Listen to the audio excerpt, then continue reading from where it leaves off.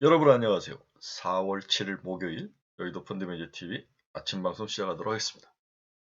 금요일 시장 전망 및 투자 전략을 해야 되는데 앞이 캄캄하죠. 네, 이제 축제는 엉망이 됐습니다. 엉망이 된 축제장.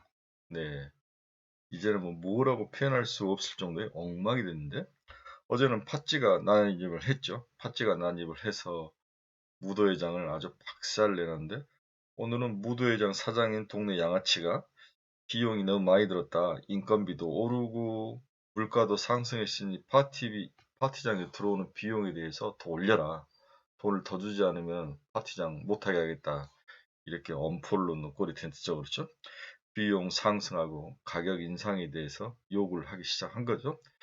근데 이미 이제 돈을 다 탈탈탈 털어서 남자 꼬시고 여자 꼬시려고 파티장에 왔는데 이제는 비용을 추가로 달라 그러니까 이거 어떻게 해야 되는지 난감한 상황에 놓인 거죠. 차관 엉망이 된 축제장입니다. 이 상황을 대체 어떻게 해야 될지 모르는 그런 암담한 그런 암흑의 시절로 일단 파티장이 들어가고 있습니다. 구독, 좋아요 많이 눌러주십시오. 네, 오늘 키워드를 한번 봅시다. 긴축을 강화하겠다. 950억 불 월 기준으로 국채 600억에 모기지 350억, 950억 정도로 5월부터 이제 대차 대조표를 줄이겠다 이렇게 이야기한 거죠. 지금 이제 미국 대차 대조표가 약 5조 8천억 달러 이 정도 있는 것 같은데 950억 불씩 줄인다. 그 전에 이제 시장은 약 500억 불 정도나 600억 불 정도 이상을 했는데 950억 불이라면 생각보다 강한 그러한 숫자인 것 같습니다. 오늘의 핵심은 여기죠. 네, 긴축 강도가 파티장의 비용 지불을 더 강하게 요구하고 있는 거죠. 네, 더 많은 돈을 내라 이렇게 이야기를 하고 있습니다. 그런데 금리는 의외로 확 상승을 하다가 막판에 다시 하락해서 안정을 찾는 그런 모습을 보였는데 2년짜리는 오히려 하락하는 모습을 보였고 5년, 10년, 30년 살짝 상승하는 그런 모습을 보였는데 생각보다는 공포스럽지는 않습니다. 오늘 이제 삼성전자가 분기 실적을 발표하죠. 뒤에 잠깐 다뤄보도록 하겠습니다. 전쟁은 여전히 장기화로 가고 우리 기억 속에 자꾸 잊혀지려고 그러죠. 네, 많은 사람들이 우크라이나에서 죽어가고 있는데 우리의 기억은 발을 빼는 쪽으로 가고 있습니다. 프랑스가 아마 대선을 하고 있는 것 같은데 프랑스 문제라든지 이런 것들이 쉽게 발을 담그기 어려운 상황이 되지 않나 이런 생각이 듭니다. 전쟁은 장기화되고 그 사이에 많은 우크라이나들이 죽어가는 그러한 안타까운 상황이 이어지고 있습니다. 유가는 또 어제 하락을 했네요. 시장은 인플레이션 때문에 난리치는데 유가는 경기 침체를 반영하는 거죠. 중국이 셧다운을 연장하고 금리를 이렇게 올려가다가는 경기는 죽을 것이라는 생각들이 많이 시장에 반응하고 다음에 비축률을 급하게 많이 푸는 이런 수급적인 면과 안티적인 면 전망들이 섞여져서 유가는 4% 이상 하락하는 그런 모습을 나타냈습니다. 역시 오늘 한국 시장은 빠른 순환매 그렇죠? 네, 요즘에 최고의 그 화두는 쌍방울인데 쌍방울 속에 절대 끌려 들어가시면 안 됩니다. 제 유튜브 친구들, 카페 친구들, 블로그 친구들은 제발 이런 쓰레기 같은 종목에는 눈을 버리셔야 됩니다. 눈을 두시면 안 되죠. 어제 이제 우리 에코프로 BM이 유무상증자를 함께 발표를 하는 모습이 있었는데 시장이 안 좋은 상황에서 어떻게 반응할지 이것도 참 어, 걱정거리가 되는 거죠. 그렇죠? 시장이 좋았다면 굉장히 오늘 상승하는 것들이 강했을 것 같은데 오늘 일어난 하락장에서 하락장에서의 그 유무상증자 호재 저는 호재로 보고 있는데 아마 20% 이상에서는 좀 처분을 하는 게 낫지 않을까 그런 개인적인 생각을 해봅니다. 네, 가지고 계신 분들은 잘 판단을 하시기 바랍니다. 오늘 시장 키포인트를 한번 봅시다. 3월 FOMC 의사록에 매월 950억 달러 양적 긴축을 한다는 내용이 포함됐습니다. 필라델피아 연은 총재가 인플레이션이 심각하다, 인플레가 심각하다, 연속적으로 금리 인상을 기대한다. 대신 체계적이고 꾸준히라는 단어를 썼죠. 네, 너무 급한 것보다는 꾸준히 시장에 올리고 사인을 주자. 이런 이야기는 참 좋은 것 같아요. IEA가 비축률 1억 2천만 배럴을 방출할 예정입니다. 이런 요인들로 해서 유가가 하락을 했습니다. 미 주택담보대출 신청 건수가 급감을 했죠. 근데 금리가 오르니까 당연히 급감을 한 상황인데 금리 상승 영향이 큰 것 같습니다. 그렇다면 여기는 두 가지 의미가 있죠. 첫째, 인플레이션이 좀 잦아들 확률은 오케이, 좋은데 문제는 주택이 죽으면 경기가 죽어버린다는 거죠. 그렇죠? 저는 어제도 이야기했지만 인플레이션이 되면은 솔직히 가난한 사람이 되게 힘들죠. 생필품들이 오르니까 좋다. 이걸 잡기 위해서 금리를 올리면 이 사람들 자체가 빵을 잃어버리는, 직업을 잃어버리는 경기 침체가 왔을 때는 미국은 레이오프가 바로 일어나지 않습니까? 이런 악순환 한번 생각을 해봐야 될 것 같아요. 그래서 미국 연준들이 일단은 고용률이 3.6%로 아주 안정고용이다. 고용을 기반으로 해서 인플레이션을 잡는 쪽으로 나가는데 금방 꺾일 확률도 있습니다. 경기가 쉽게 빨리 꺾일 확률이 있죠. 왜 그러냐면 실물 경제 자체가 회복이 안 된 상황에서 여러 가지 이제 공급 문제라든지 일시적인 요인에 의해서 고용이 늘어나는 그런 상황이라는 거죠. 그러니까 꾸준하고 좋은 일자리는 아니라는 생각이 듭니다. 이런 것들이 어느 순간에 회복이 되고 무너지면 다시 경기 침체가 오고 레이오프가 다시 일어날 겁니다. 이러면 인플레이션이라도 좋으니까 일자리를 달라 이렇게 할 것 같은데 일자는 대중들은 그걸 원하지 않죠. 자기 생활이 힘들고 물가가 오르면 일단 정부부터 비난하고 화를 내는 그런 상황이니까 그러한 양날의 칼이 바로 대중들의 생각인 것 같습니다. 러시아에 대해서 주요 금융기관을 전면을 차단하고 신규 투자를 금지하고 개인들에 대해서도 뭔가 제재를 가하고 있는 것 같습니다. 영국이 러시안 석탄 수입을 금지했죠. 앨런이 우크라이나 전쟁이 심각하다, 세계 경제에 심각한 충격을 주고 있다 경고를 했습니다. 그리고 G20에 러시아를 빼버리겠다 이 이야기를 하는 거죠. 유로존 2월 PPI가 전월비 1.1% 상승을 했습니다. 생각보다도 소폭 예상보다 좀 소폭 하이한 나름대로 안정적인 CPI는 굉장히 많이 올랐는데 2월 PPI는 전월비 1.1% 정도 오르면서 안정을 찾아가고 있습니다. 이제 이 인플레이션이 어느 정도 잡히고 나면 그 다음에는 경기 침체가 또 새로운 화두로 떠오르는데 아직까지는 인플레이션이죠. 그렇죠? 네, 아직까지는 인플레이션. 이 인플레이션을 잡을 방법은 리오픈해서 빨리빨리 공급을 늘리고 그다음에 글로벌 분업화 체계가 망가진 이 상황에서 과거와 같이 낮은 인플레이션을 유지하기가 참 쉬워 보이지는 않습니다. 그렇죠? 각국들이 중국과 아시아에 의존했던 이 공급망의 이 제조업에 대해서 크게 회의감을 갖는 거죠. 그렇다고 자국의 공장을 지으면 비용이라든지 모든 것들이 상승하지 않습니까? 경쟁력도 떨어지고 이 어떤 뭐랄까 이 간극을 갭을 어떻게 줄이냐가 향후 글로벌 경제가 함께 죽느냐 함께 사느냐 이 고인플레이션 기간을 빨리 끝낼 수 있느냐 이게 핵심인 것 같습니다. 오늘 아침에 끝난 미국의 주식시장을 보면 다우는 0.42% 생각보다는 강하게 반등을 막판에 하면서 지켰습니다. 나스닥은 마이너스 2.2%로 마감을 했는데요. 3%까지 하락을 하다가 살짝 그래도 돌려는 뭔가 의미를 찾는다면 그나마 막판 종가에서 살짝 돌려놨다. 이게 1.5%대로 들어왔으면 참 좋았을 것 같은데 S&P는 0.97%로 끝판에 살짝 돌려놓은 모습이 보였습니다. 이 나스닥에는 뭐 테슬라나 이런 것들이 4% 넘게 엔비디아, 테슬라 이런 애들이 4% 넘게 하락하면서 박살이 난 거죠. 네. 어제 니케이는 1.58% 하락을 했네요. 네, 상하이는 0.2%, 0.02% 상승을 했고 항생은 1.87% 크게 하락을 했습니다.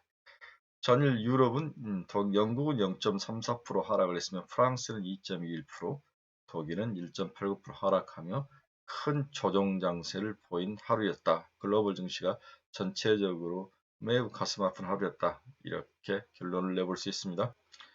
앞에서도 잠깐 금리 이야기를 했는데 2년짜리 금리는 2.50, 전일 대비해서 0.08이니까 거의 움직이지 않았죠. 네. 5년짜리도 거의 움직이지 않았다고 봐야 될 것 같습니다. 10년짜리는 4.9bp 상승을 했고요. 30년짜리는 4.6bp 상승을 했습니다. 2년과 10년의 스프레드가 다시 10bp로 벌어지는 그러한 모습을 보이죠.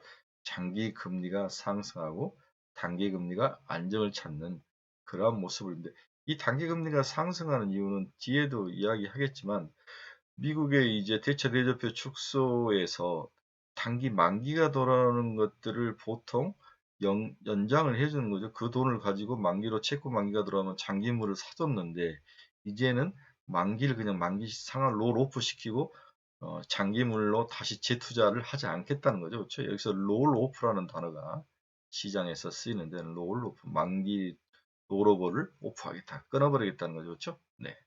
그래서 채권 만기가 돌아간 것들을 과거에는 그 돈을 가지고 다시 10년짜리나 30년짜리 모기지를 사줬는데 이제는 그걸 사주지 않기 때문에 10년과 30년간에 올라가는 그러한 효과, 일드 커브가 다시 정상화되는 모습인데 전체적으로 일드 커브가 위로 올라가면서 정상화된 모습을 나타내는데 아직까지는 시장에서 경기 침체를 반영하는 모습은 나타나지 않고 있습니다.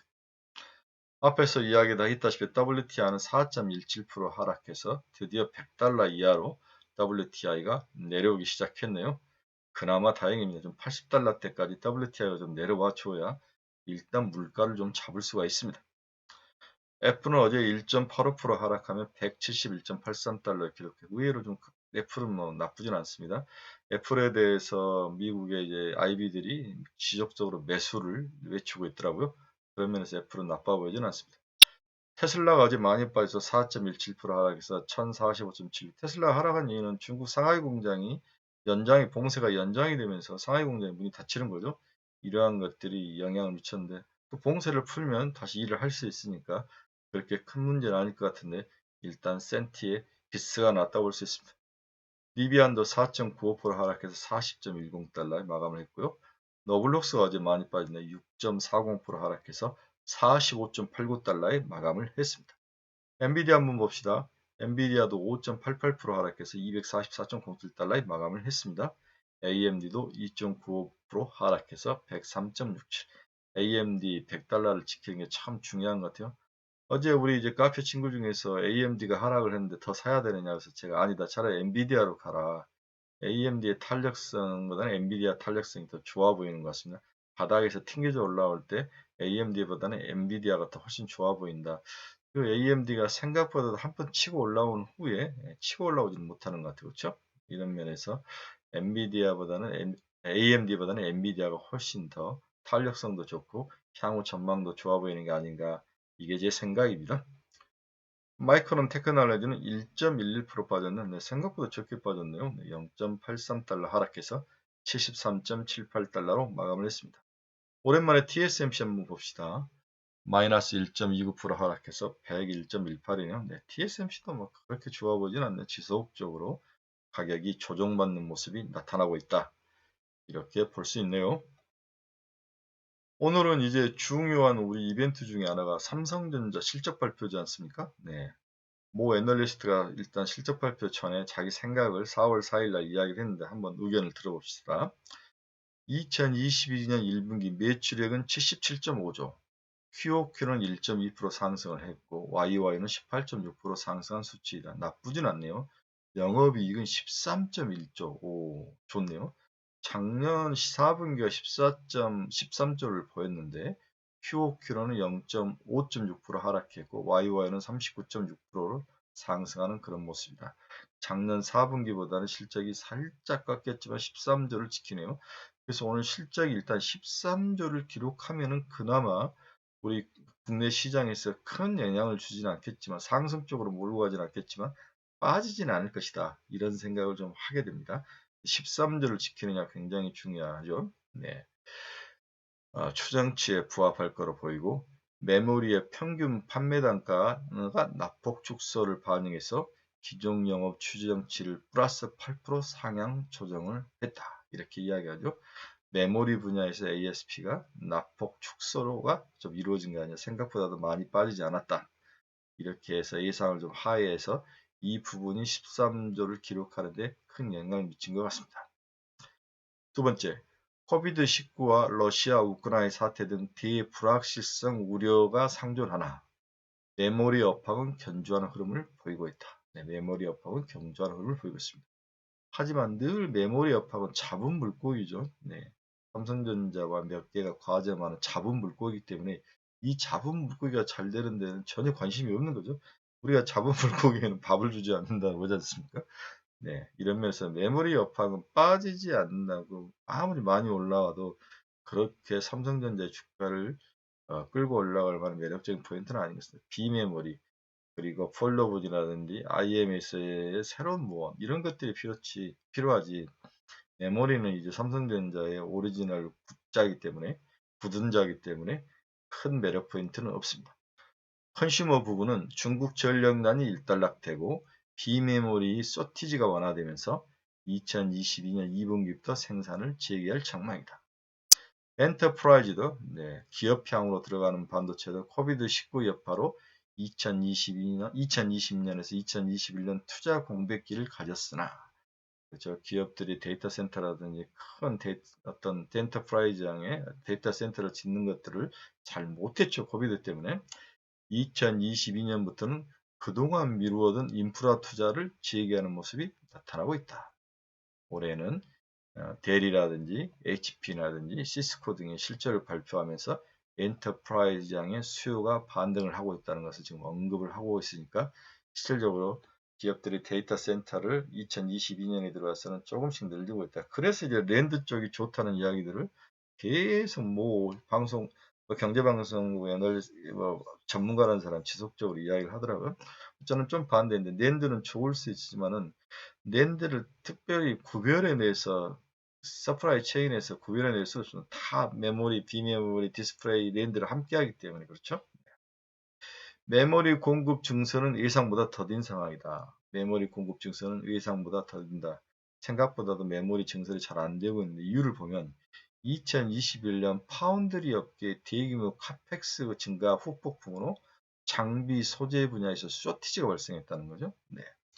장비의 리드 타임 증가, 즉 장비를 만들어서 이렇게 인도해주는 시간이 증가하고 선단 공정 수율이 악화됐다는 거죠. 그렇죠?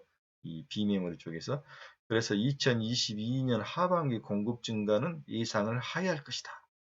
즉 뭔가를 만들고 뭔가를 해줄 수 있는 그러한 그 서프라이 체인에서 전공정 장비들이 여러 문제에 의해서 장비 공급이 원활히 안 되니까 메모리와 비메모리의 카펙스 증가가 더딘다는 거죠. 그렇죠?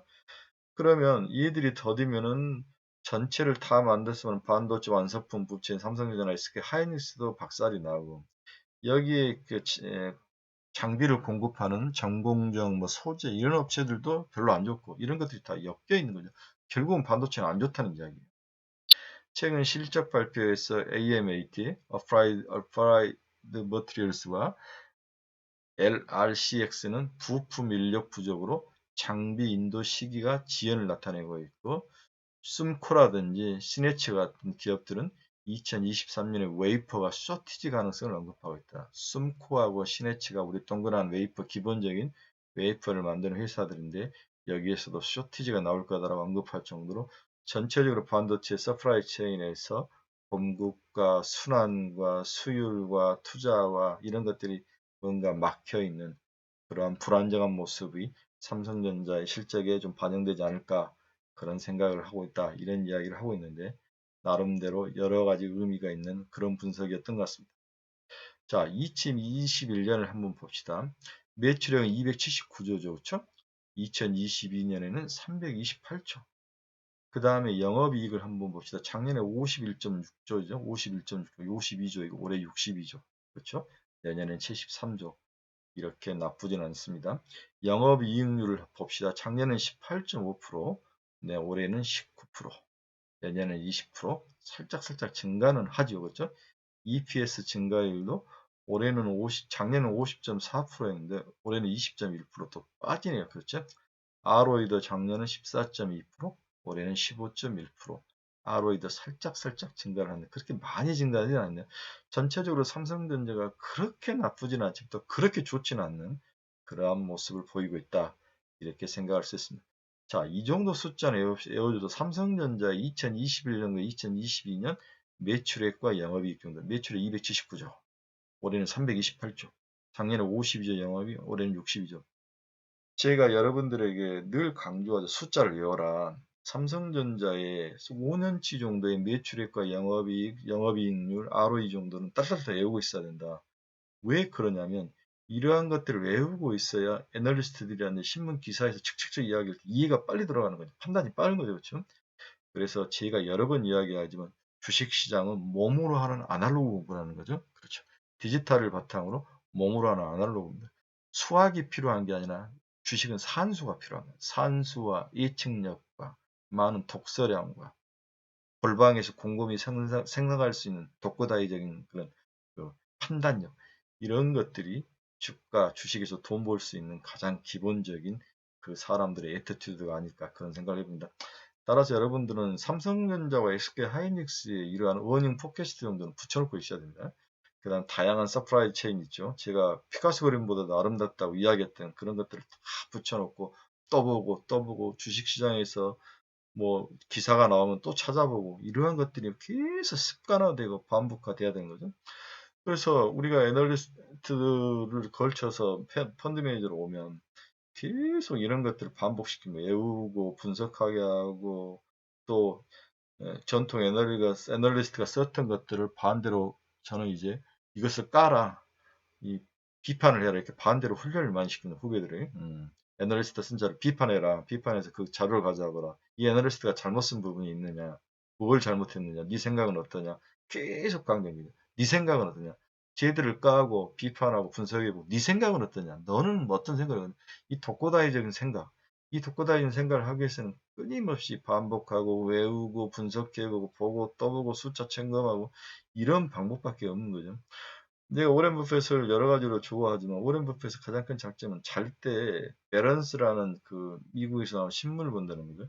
베런스는 미국의 주식시장의 통계를 보여주는 그러한 신문들인데 그게 숫자를 끊임없이 보는 거죠. 끊임없이 보는 거죠. 그 사람은 숫자가 피카소 그림처럼 보이는 거예요. 이렇게 숫자에 강해지는 산수에 강해지는 거죠. 수학에 강해지는 게 아니라 산수에 강해지는 거예요. 아셨죠? 특히 우리 주린이 중에서 어머님분들 숫자를 꼭 연필로 써가면서 그려보면서 붙여보면서 아셨죠? 남자분들은 숫자에 좀 강하시더라. 회사에서도 숫자를 좀 다루는 일들 많이 하시니까 우리 주부 어머니들은 숫자에 강하셔야 됩니다. 산수. 오케이? 자녀분들 수학 가르칠 때 옆에다가 삼성전자, SK 하이닉스, 에코프로, BM, 이런 대차 대표들을 쭉 놓고 보고 또 보고 서프라이 체인 외우고 또 외우고 반도체 8대 공정이 어떻게 되고 그다음에 이제 뭐 2차 전지가 누구는 양극재는 누가 만들고 음극재는 누가 만들고 여기는 누가 공급하고 SSD라인은 누가 공급을 하고 LG 에너지 솔루션은 누가 공급을 하고 이런 것들을 다 외우셔야 되는 거죠. 네. 네, 제가 오늘 아침에 괜히 흥분을 했네요. 공부합시다. 좀 더 이제 삼성전자 실적을 잘라보면 2022년 1분기 네. 업계 영업이익을 한번 쓰면 매출액은 쭉 보고 한번 보면 되는데 영업이익에서 보면은 총 13.09조가 나오는데 이 중에 7.6조는 세미컨덕터에는 반도체가 나오는데 메모리 분야를 봅시다. D램은 작년 4분기가 6.1조, 지금 5조로 떨어졌죠. 그렇죠? 네. 그다음 낸드는 2.4조가 이익이 났나 올해는 이번 분기에 1.9조로 좀 빠졌습니다. 그렇죠? 세미컨덕터는 지난 4분기에 8.8조가 나왔는데 이번 분기엔 7.6조가 반도체가 별로 좋지 않은 것 같아요.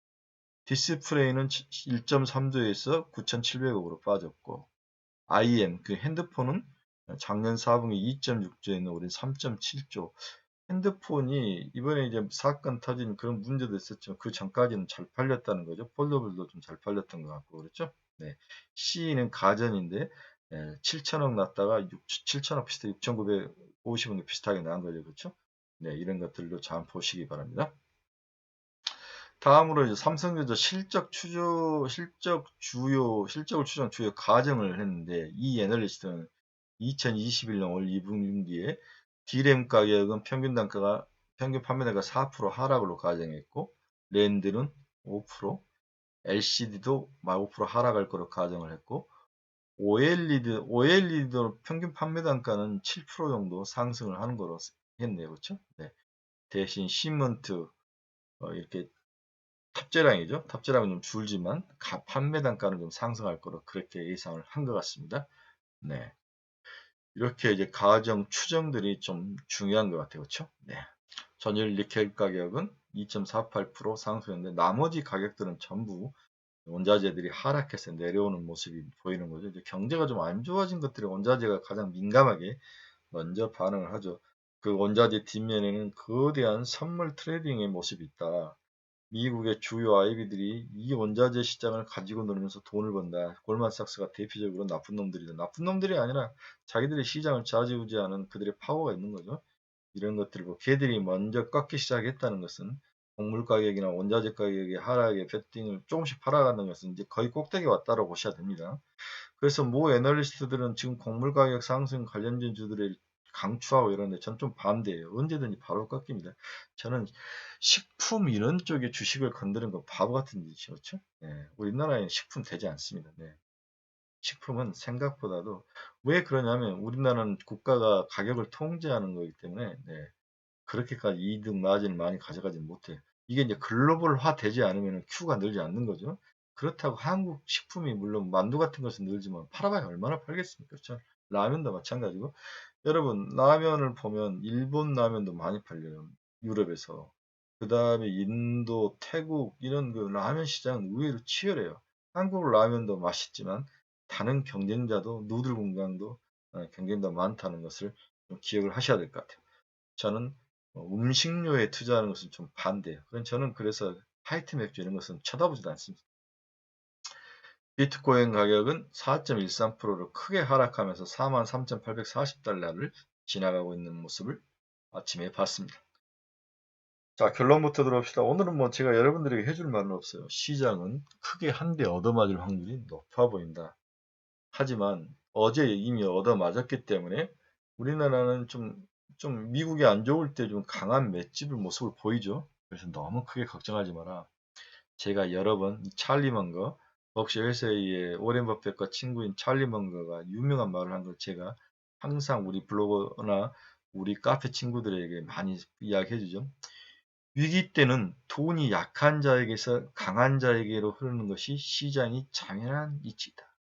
즉 위기 때는 돈이 약한 자의 주머니에서 강한 자의 주머니로 흐른다는 거죠. 이 굉장히 중요한 이분이 평생 돈을 몇 조씩 버는 그러한 그 투자 철학일 수 있는 거죠.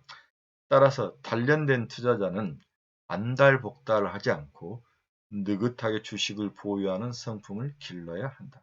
그렇게 돈을 벌었다는 거죠. 네. 자기가 돈 번 이유가 여기에 있다는 거죠.